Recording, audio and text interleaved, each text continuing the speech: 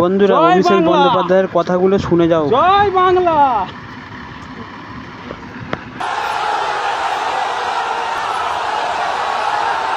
অমিত শাহ 21শে জুলাই আটকাতে পারলেন, কলকাতা পুলিশ 21শে জুলাই আটকাতে পারলেন।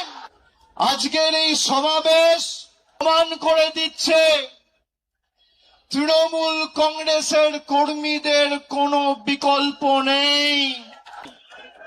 এত মামলা দিয়েছে আমার উপর, একদিকে ইডি, একদিকে সিবিআই, একদিকে ইনকাম ট্যাক্স, একদিকে সিআইডি, একদিকে এসটিএফ।